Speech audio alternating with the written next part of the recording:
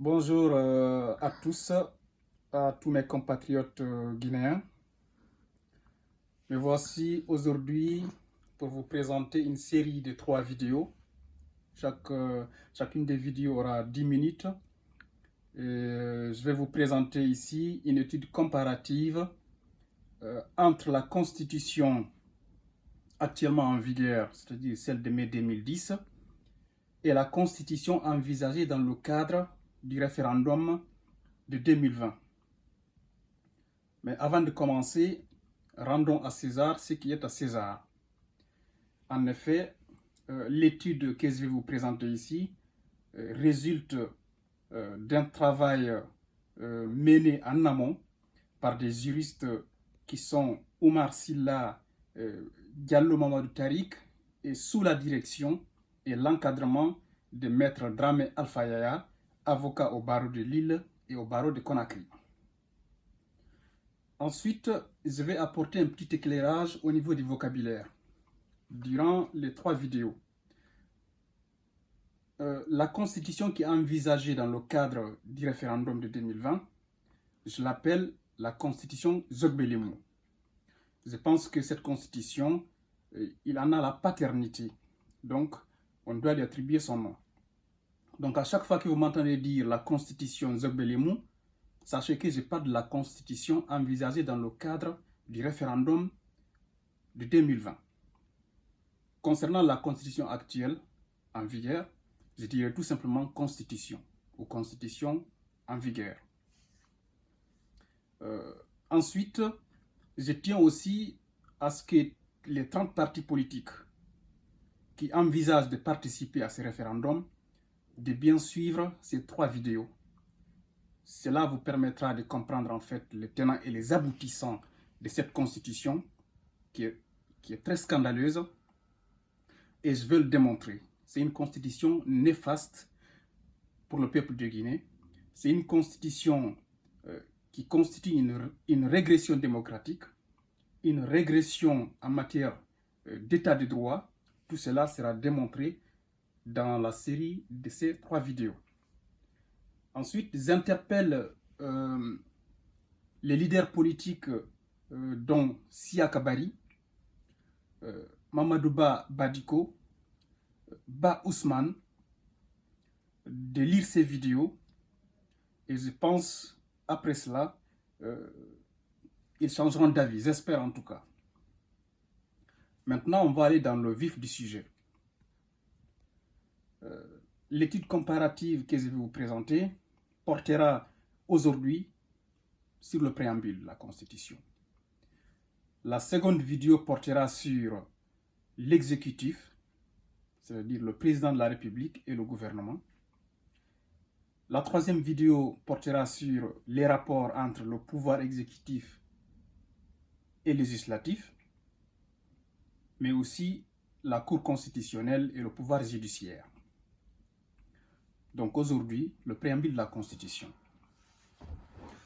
Le préambule de la Constitution actuelle, donc celle en vigueur, il est indiqué noir sur blanc que le peuple de Guinée proclame son adhésion, mettez entre guillemets adhésion, proclame son adhésion aux idéaux, aux principes, aux droits et devoirs qui sont proclamés et reconnus par des instruments internationaux dont la Charte des Nations Unies, la Charte africaine des droits de l'homme, la Déclaration universelle des droits de l'homme, le Pacte international des droits civils et politiques, le traité révisé de la CEDEAO et ses protocoles additionnels, quoi d'autre, ainsi de suite. Maintenant, si vous prenez le préambule de la Constitution Zogbelimou, il est indiqué que le peuple de Guinée proclame son attachement, entre guillemets, attachement. Donc à partir de là, déjà, il y a une grande différence, une nette différence. Et en droit, les mots sont très importants. Un simple déplacement d'une virgule sur une phrase peut changer le cours d'un procès. Les juristes le savent très bien. La constitution actuelle en vigueur, elle dit le peuple proclame son adhésion.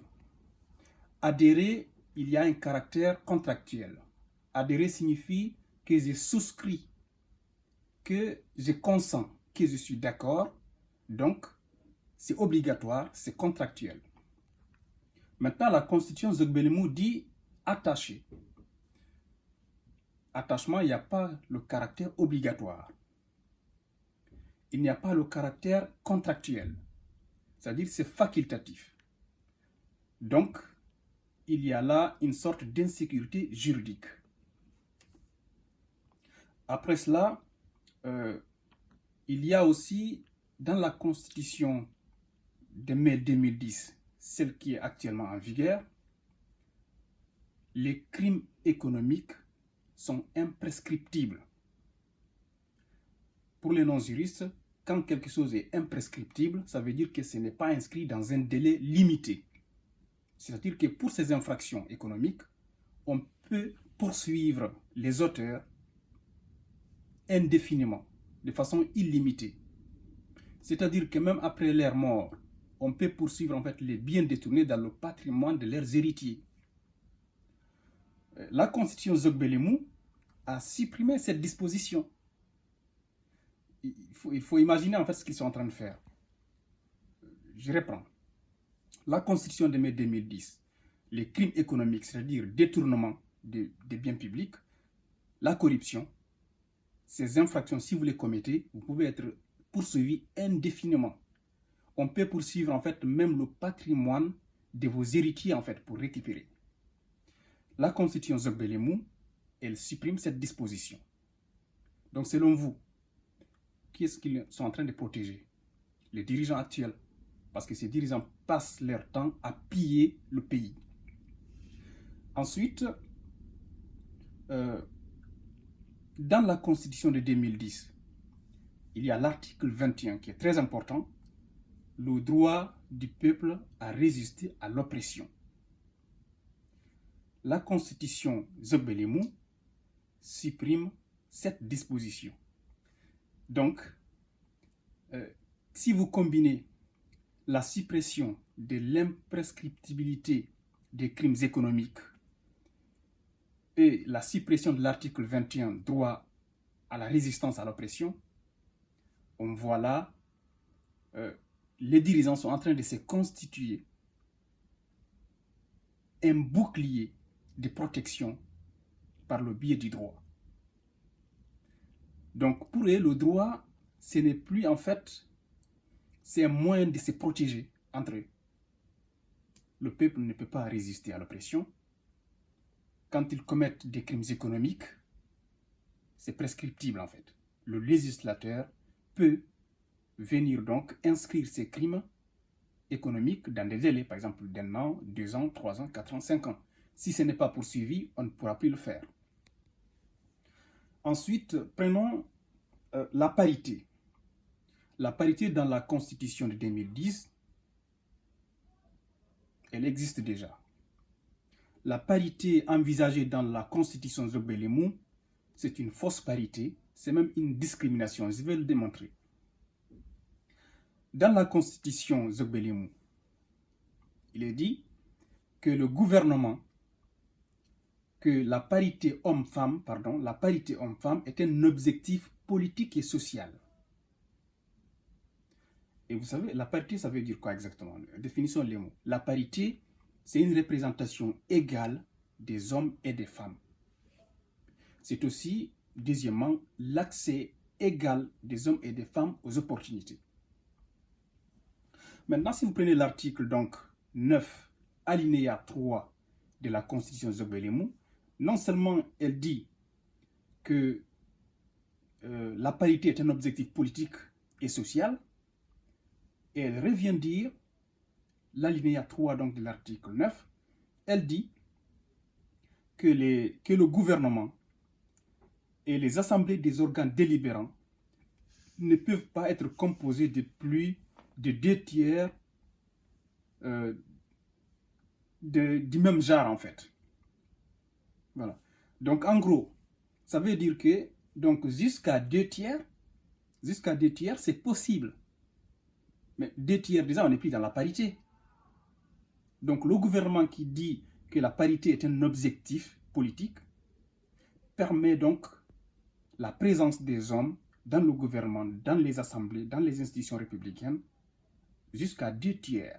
2/3, ce n'est pas de la parité, c'est au-delà de la parité, c'est même une discrimination. Ce qui n'est pas autorisé en fait par la constitution Zogbelimou, c'est d'aller au-delà des 2/3. Je vais vous présenter ici donc le tableau qui résume ce que je viens de dire. Constitution Zogbelimou, constitution en vigueur 2010. Le peuple proclame son adhésion. Constitution Zogbelimou, le peuple de Guinée proclame son attachement. Suppression du droit du peuple à résister à l'oppression, article 21 de la Constitution de 2010. Suppression de l'imprescriptibilité des crimes économiques. Ensuite, la fausse parité, une discrimination contre les femmes, puisqu'on accepte donc 2/3 des représentations des hommes dans les institutions républicaines. Donc, si cette disposition est là pour convaincre les femmes, voilà, la vérité est là. Donc, dans les prochaines vidéos, je vais vous présenter donc l'exécutif, ensuite le rapport entre l'exécutif et le législatif. Merci.